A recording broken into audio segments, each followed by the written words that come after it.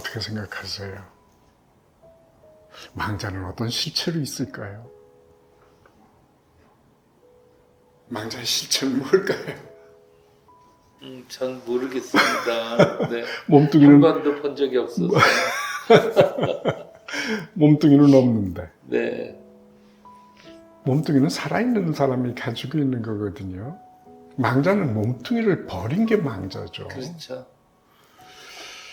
그런데 네. 네. 어떻게 생각하냐고 네. 해주시니까 지금 제가 저기 핸드폰으로 교수님께 전화를 드리면 네. 받으시지 않습니까?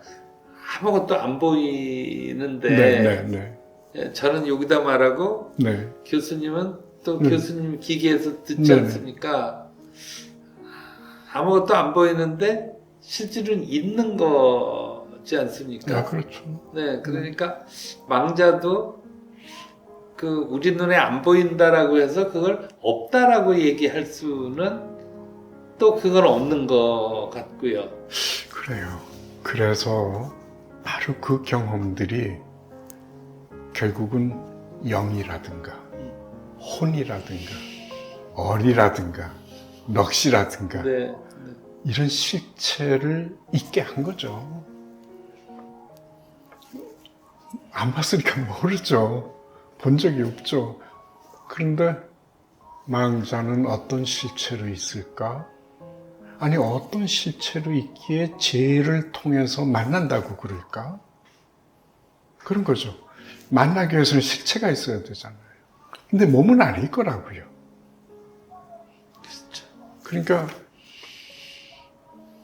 또 진화론적인 입장에서 본다면 문화사적으로 인간이 영혼을 안 가지고 있었을 때가 있었을 거예요. 근데 어느 단계에 가가지고 영혼이 출현했을 거예요.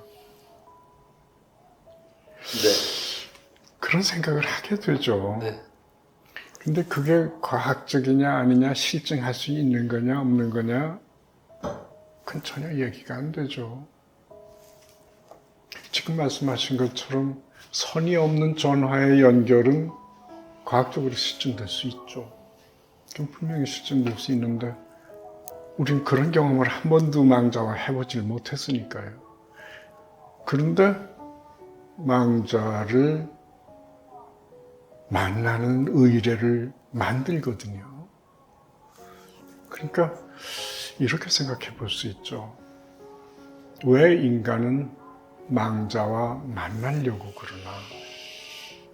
왜 망자를 없는데 있는 실체로 존재하고 그러나 몸은 아닌 존재로 존재해야 될 테니까 영이나 혼이나 넋이나 얼이나 이런 말을 붙이지 않았을까? 그러면 왜 그렇게까지 붙여서 그 양반들을 만나려고 그러나? 그게 이제 중요한 거죠. 그리움일까요? 네, 그렇죠. 그렇습니다. 전 그게 지금 말씀하신 바로 그거라고 생각하는데, 그리움이라고 하는 거. 망자와의 관계라고 하는 거는 이렇게 얘기를 할 수도 있을 것 같습니다. 완결되지 않은 관계예요. 망자와의 관계는 느려. 그러니까 어떤 뜻에서 그런 말씀을 드리냐 하면 늘 한이 맺혀 있어요. 더 잘해줄 걸. 더 좀 좋은 관계를 맺었으면 좋을 걸. 미워하지 말았으면 좋을 걸.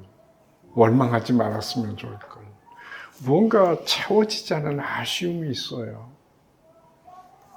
그러니까 돌아가시고 나서 망자가 되고 나서 그 관계가 이제 죽었으니까 다 끝난 거야 라고 얘기하고 나서도 풀리지 않는 뭐가 있어요. 그 왜 그러냐고 물을 수가 없어요. 사람이 다 그래요. 그걸 뭐라고 그러겠어요. 그러니까 관계를 회복하고 싶거든요. 정상화시키고 싶어요. 근데 실체가 없어요. 그러니까 혼이 계실지도 모른다고 생각하는 거죠. 내 몸과는 다른 실체로서의 혼이 계실지도 모른다. 그 혼과의 만남을 통해서라도 내가 뭔가를 정상화해야 되겠다. 근데 그걸 한꺼번에 그 정서를 다 이렇게 모아서 개념화한다면 그게 바로 그리움이죠. 그리움은 막 보고 싶어서 안달을 하는 그런 것만이 아니라 그 속에는 회한도 있고 원망도 있고 그러면서도 정상화해야 되겠다고 하는 희구, 그게 그리움이죠. 그러니까 결국은 제사라고 하는 것은 어쩌면 인간이 가질 수 있는 가장 완벽한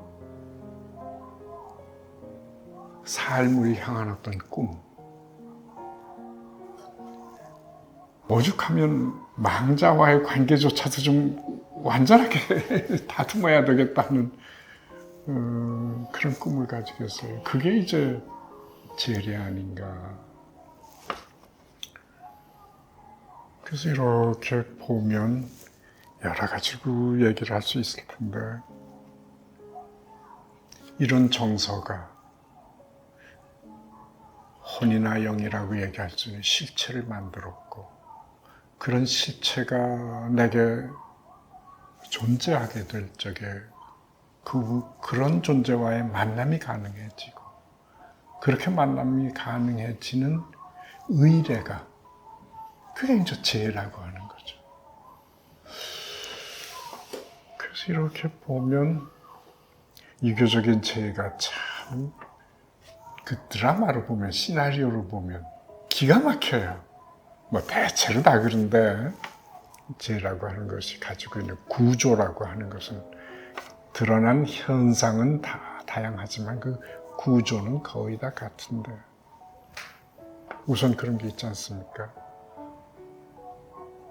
뭐 이렇게 그죠? 청신을 하잖아요. 네. 신이 당신이 오시기를 네. 내리기를 이제 부탁하는 거죠. 와주십시오. 그러기 위해서 향 피우죠. 촛불 켜죠. 이런 과정이요. 그 이전에 목욕제기 하는 건 뭐 당연하게 했고요. 전통적으로요. 금기가 설정이 됐고요. 이거 하면 된다, 이거 하면 안 된다 하는 금기가 설정됐고.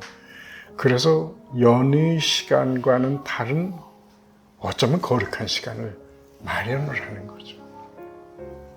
비일상적인 시간, 그리고 대청마루에 제상 차리고 그러면서 사당에서 신의를 모셔다 놓고 이런 과정 속에서 그 대청마루가 거룩한 공간이 되는 거죠. 갑자기요. 그러니까 시간도 단절되고 공간도 단절돼 가지고 비일상적인 시공이 생기면서 청신을 하는 거죠. 몸이 아니니까요. 혼은 그렇게 존재해야 된다고 믿으니까요. 그래서 저는 자꾸 그런 생각을 해요. 혼이 있어 그렇게 한 것이 아니라 혼이 있도록 한 인간의 경험이 이어서 그런 걸 다 만드는 거 아닌가. 그래서 그게 꾸며서 만든 가짜가 아니라 정말 절실하게 그런 것이 현존하게 하는 것 아닌가, 있게 하는 것 아닌가, 이제 그런 생각이 들고요. 그러고 나면, 그 다음 절차들 다 있죠. 축을 하고요. 유세차 하는 게 어느덧 차례가 지나서 1년이 지났습니다. 그러나 왜 그 축문을 그렇게 한자로 썼는지, 그런 거 보면 가톨릭에서 라틴어 의식문을 한글로 바꾼 거 참 잘한 거거든요. 그냥 이유세차 그러지 말고 어느덧 한 해가 지나 세월이 지나 또 한마디가 한 고비가 지나 이렇게 다시 배우게 됐습니다.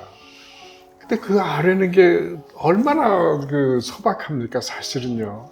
그 제문을 이렇게 옆에다 치우고 그냥 거기다 우리 생활을 담는다면 할아버지 손자가 이번에 대학 들어갔습니다. 뭐 군대를 갔다 왔습니다. 장가를 들었습니다. 증손자를 보셨습니다. 뭐 그런 얘기거든요. 아무개가 무척 아팠습니다. 가슴이 아팠습니다. 도와주시지 못할, 도와주시길 바랐지만 지가 정성이 모자랐나 봅니다. 이런 얘기 하거든요. 일상이죠. 네. 그러고서 음복하시게 하고요. 음복이 아니죠. 그냥 잡수시게 하죠. 음복은 나중에 네, 뭐, 참사자가 네. 먹는 거고.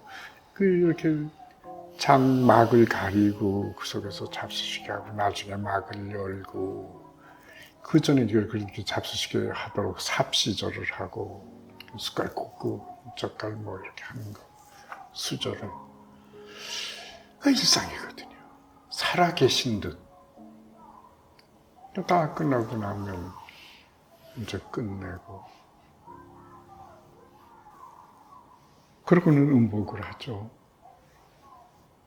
이 망자께서, 이 어른들께서 우리한테 주신 음식이다, 복이다, 이거 먹자. 그래서 이런 걸 이렇게 쭉 살펴보면 참 중요한 게 재래가 있다고 하는 것.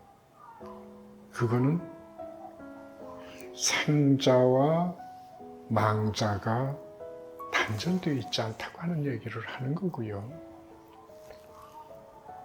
아주 구체적인 일상 속에서 함께 호흡하고 함께 살아간다고 하는 거고요. 그러고 보면 인간의 공동체라고 하는 것을 우리가 뭐라고 얘기할 수 있을까? 산 사람만의 공동체? 아니라고 얘기할 수 있을 것 같아요. 생자와 망자가 더불어 사는 공동체. 이렇게 얘기를 해야 될 것 같은 생각이 들어요.